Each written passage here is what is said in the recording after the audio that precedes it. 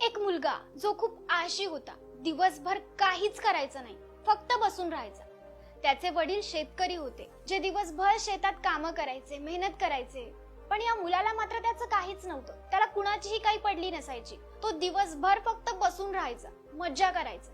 त्या मुलाला जेव्हाही पैशांची गरज असायची, तो त्याच्या वडिलांकडून पैसे मागायचा. त्याचे वडील त्याला पैसे द्यायचे आणि तो ते पैसे मस्त उडवायचा. त्याच्या वडिलांना हे कळत होतं, पण त्याचे वडील जाऊ देत होते.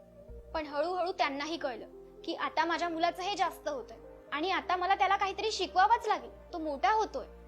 एके दिवशी त्या मुलाच्या वडिलांनी त्याला जवळ बोलवलं आणि सांगितलं की आज सायंकाळपर्यंत तुला तुझ्या मेहनतीचे पैसे घरात कमावून आणावेच लागतील आणि जर तू असं नाही केलंस तर मी आज तुला घराबाहेर काढेन, तुला घरात घेणार नाही. असं सांगून त्याचे वडील कामावर निघून गेले. तो मुलगाही घराच्या बाहेर निघाला आणि विचार करत राहिला की जर मी संध्याकाळपर्यंत घरी पैसे नाही घेऊन गेलो तर मला माझे वडील घरात घुसू देणार नाहीयेत. पण मी काय करू, मी कुठून पैसे कमावू, मला खूप बोर होतंय. एका झाडाखाली तो बसला आणि झोपून गेला. त्याने दिवसभर काहीही केलं नाही. जसं संध्याकाळ झाली, त्याची आई भाजीपाला आणण्यासाठी बाजारात गेली. त्याने त्याच्या आईला बघितलं आणि तो त्याच्या आईजवळ गेला. त्याने त्याच्या आईला घडलेली सगळी घटना सांगितली की त्याच्या वडिलांनी त्याला आज संध्याकाळपर्यंत पैसे कमवून आणण्यासाठी सांगितले आहेत आणि जर तसं त्याने नाही केलं तर त्याला घराच्या बाहेर काढलं जाणार आहे. हे ज्यावेळी त्याच्या आईने ऐकलं त्यावेळी त्याच्या आईने त्याला काही पैसे देऊन टाकले आणि सांगितलं की जा, हे पैसे घेऊन तुझ्या वडिलांना देऊन टाक.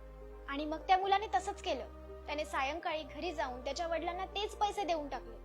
पण वडिलांना माहिती होतं की हा सगळा काय प्रकार आहे, याला कुणी पैसे दिले असतील.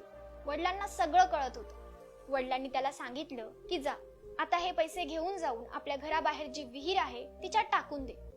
आणि त्या मुलाने तसंच केलं. ते पैसे घेऊन जाऊन त्या विहिरीमध्ये टाकून दिले.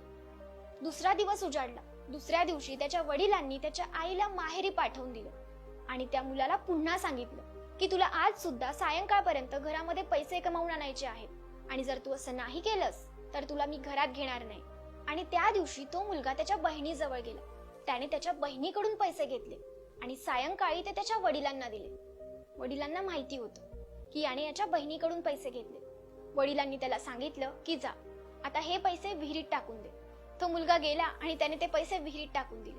दुसऱ्या दिवशी त्याच्या वडिलांनी त्याच्या बहिणीला सुद्धा त्याच्या आईकडे पाठवून दिलं आणि त्या मुलाला पुन्हा सांगितलं की आज सुद्धा तुला तुझ्या मेहनतीने पैसे कमावून आणायचेच आहेत, त्याशिवाय मी तुला घरात घेणार नाही. आज मात्र त्या मुलाला कुणीही मदत करणार नव्हतं. त्याचे काही रिकामे मित्र होते, पण तेही त्याच्यासारखेच होते, म्हणून तो त्यांच्याकडूनही मदत मागू शकणार नव्हता. त्याला कळतच नव्हतं की काय करावं. विचार येत होता की जर आज मी पैसे नाही कमावले तर रात्री मला घरात घेणार नाहीत, मग मी आता काय करू. आणि मग तो काम शोधायला लागला आणि शेवटी त्याला एक काम मिळालं. एका ट्रक मधून काहीतरी सामान उतरवून ते दुकानापर्यंत पोहोचवण्याचं काम. त्याने ते काम केलं. त्यातून त्याला पैसे मिळाले आणि ते पैसे घेऊन तो पळत पळत सायंकाळी त्याच्या वडिलांकडे गेला आणि त्याने ते पैसे त्याच्या वडिलांना दिले आणि म्हणाला की हे घ्या, मी माझ्या मेहनतीने हे पैसे कमावून आणले आहेत. आणि त्याचे वडील ते पैसे घेऊन त्याला पुन्हा तेच म्हणाले की आता एक काम कर, हे पैसे घे आणि आपल्या घराच्या बाहेरच्या विहिरीमध्ये जाऊन फेकून दे. तो मुलगा यावेळी मात्र चिडला. तो म्हणाला, हे काय बोलताय तुम्ही, पैसे विहिरीमध्ये टाकून दे. हे पैसे कमावण्यासाठी मी काम शोधलं, मेहनत केली, घाम गाळला, कष्ट केले आणि आता हे पैसे मी विहिरीत टाकून देऊ. तुम्ही असं कसं म्हणू शकता. मी हे पैसे विहिरीत नाही फेकू शकत. यावर त्याचे वडील त्याला म्हणाले, बघितलंस, आज ही तुझी मेहनतीची कमाई होती म्हणून तू तिला गमवायला तयार नाहीयेस, तू तिला फेकून द्यायला तयार नाहीयेस. पण काल परवा तू तुझ्या बहिणीकडून, आईकडून पैसे घेतले होते म्हणून ते गमावताना तुला काहीही वाटलं नाही आणि तुझ्या एका दिवसाची कमाई मी तुला विहिरीत टाकायला लावतोय तर तुला इतका राग येतोय. आणि तू तर इतक्या वर्षांपासून माझ्या मेहनतीची कमाई अशीच उडवतोयस फक्त मजा करण्यासाठी. तर विचार कर, मला कसं वाटत असेल. हे ज्यावेळी त्या मुलाने ऐकलं ना तेव्हा त्याचे डोळे उघडले. त्याला त्याच्या चुकीची जाणीव झाली आणि त्याने त्याच्या वडिलांची माफी सुद्धा मागितली.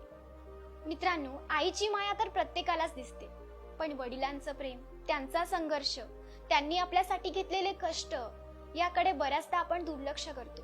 याबद्दल बऱ्याचदा आपण विचारच करत नाही, कारण आपले वडील प्रत्येकदा आपल्याला सगळं काही बोलून दाखवत नाही आणि कदाचित म्हणूनच आपण त्यांच्या त्यागाला कधी समजूनच घेतलं नाही.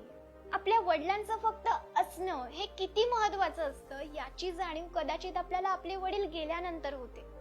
एक वडील त्यांच्या मुलाला, त्यांच्या मुलीला सफल बघण्यासाठी, मोठं झालेलं बघण्यासाठी खूप मेहनत करतात, कष्ट करतात.